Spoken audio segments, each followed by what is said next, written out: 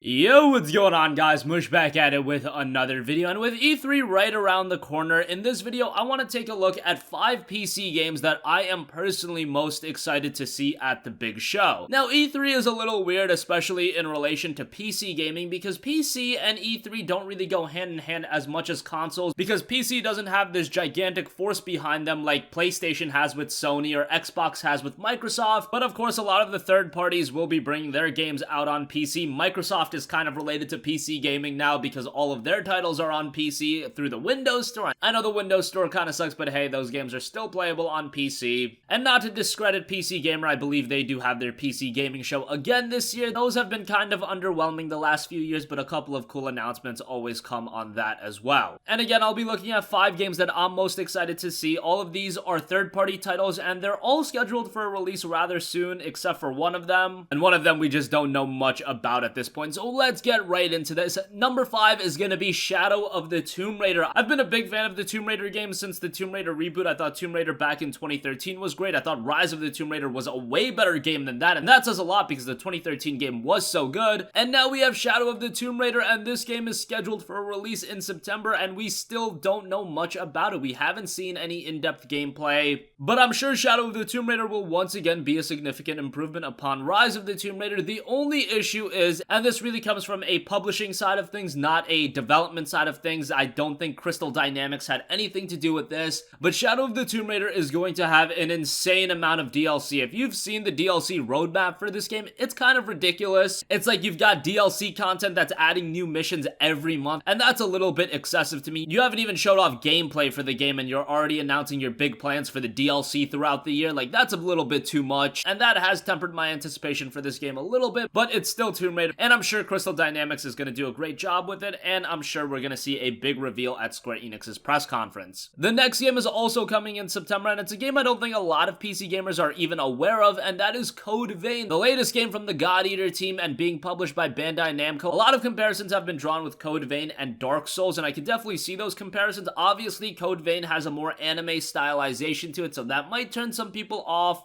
or to some people it might even draw you in. Of course, personally, I am a big fan of Japanese titles, and Code Vein, unlike Dark Souls, it really does seem like it has a story that's told directly to your face, and I very much appreciate that. I know Dark Souls does have intricate lore behind it, but I much prefer a story that's told to your face, and Code Vein does seem to have that. Very surprised that this game is releasing in September. I honestly thought this was going to be an early 2019 title, and I could very much see this being a game that gets completely lost in the shuffle with all of the big games coming out this fall. When it's competing with all of the other games that is coming out this fall, when you look at the PC games as well as the console games, it's a lot of competition for Code Vein, which is a brand new IP, but hopefully we see more at E3 and maybe it can win a lot of gamers over. I think PC gamers really need to pay attention to it. It could be a sleeper hit. Next up, to a lot of you guys, maybe the most anticipated PC game coming in 2018, although the reveal did seem to stifle that a little bit. Of course, it's Battlefield 5. Battlefield is going to World War II, and there's a lot of reason why I'm excited for Battlefield 5 personally. I know a lot of people weren't a fan of the presentation with this game and the debut trailer. I don't want to get into that. I'm sure the fundamentals of Battlefield 5 are going to be rather good, and it looks like EA has actually learned a lot with the release of Star Wars Battlefront 2. If you guys don't know somehow, Battlefront 2 was a colossal train wreck because of everything that happened with microtransactions. It's quite amazing how EA was able to ruin a franchise that was literally handed to them on a silver platter. You would think that Battlefront would resonate with just about everyone, but they've really colossally messed that up. But hey, at least they've learned something with Battlefront 2, because with Battlefield 5, the game is going to have no microtransactions that's going to affect the gameplay. On top of that, the game's DLC content and extra maps are going to be free. That's pretty incredible to me. That is unlike EA at all, and it seems like they are really trying to win gamers back. So hey, that's pretty cool. Many could say they were forced into this position with how lackluster Battlefront 2 performed, but whatever the case may be, gamers won. We're getting free content. It looks to be that we're still going to get cosmetic microtransactions, which still might turn some people off, but it's definitely a step in the right direction versus what we got with Battlefront 2. Battlefield is Battlefield to me. World War II is cool, and it's always going to have a place in the PC gaming market, and this is another game not too far out. It'll be releasing in October. Actually, I believe it's the week between Black Ops 4 and RDR2, so that 3-week period is going to be complete insanity. Next up is a game that was just recently leaked. It hasn't even been confirmed yet, but it is Just Cause 4. There was a Steam listing up. People got pre-order notifications for the game, and it looks like Just Cause 4 is coming to fruition. Now, I could very well see this game make it out before year's end, because if you look at the studio that's working on this game, Avalanche, they are working on some other games, but those games aren't set to be released until 2019. Those games being Generation Zero as well as Rage 2. Those are both confirmed for 2019 releases. I would imagine that Avalanche would like to get something out in 2018, so I could see Just Cause 4 being a fall release. Just Cause 3 was also released sometime in December, so maybe Just Cause 4 will see something similar. Hopefully Just Cause 4 performs better from a technical standpoint, because while fundamentally Just Cause 3 was a rather good game, it just lacked really hard from a technical standpoint. But I have heard the experience has gotten better, but I remember on launch that game was an absolute train wreck, so hopefully Just Cause 4 fares better. The game itself, I'm sure, will be an absolute blast of an open world experience. That's usually what we get out of Just Cause, and Avalanche Studios are really keeping them busy. 3 major titles, 3 major open world games, a new IP, the latest entry in a long-running franchise. They are keeping real busy, and they might become one of the most recognizable game studios in the next year or two. And finally, number 1, I had to put this game at number 1 even though it's not scheduled for a 2018 release, Metro Exodus. Metro Exodus was scheduled for a 2018 release. Unfortunately, it was delayed until 2019, but still the Metro games are some of my favorite games of all time. Metro 2033 was excellent, and I had so much fun with Metro last night. One of the first games I really got invested into on PC, and playing with a nice PC. That game looked incredible, and even to this day, that's a rather hard game to run if you turn everything up like physics and whatnot. Make sure you check out those 2 games, but Metro Exodus really looks to be raising the bar on the Metro franchise. It looks like it's going to be even more open based on the gameplay we've seen thus far. The visuals look outstanding. Last year, I believe it ran on the Xbox One X. Interested to see how 4A Games are going to make this game on PC, all the different settings that are going to be available, and how exactly this game is going to look. If you want to run this game at 4K 60 frames per second, man, I don't think we even have hardware at our disposal that is capable of that. But I just want to get more of a sense of what this game is, maybe new locales, and of course I expect the storytelling to be top-notch in Metro Exodus. That to me is without a doubt number 1 as far as PC games go. You know, if a couple other games like Red Dead Redemption 2 or some of the PlayStation 4 exclusives were available on PC, then those might be able to compete with Metro Exodus. But as far as the PC lineup goes, to me Metro Exodus takes number 1. But of course this is all debatable, all personal opinion. There are a lot of games that I didn't even mention. Assassin's Creed Odyssey is already confirmed. I've been talking about Generation Zero, that's the other Avalanche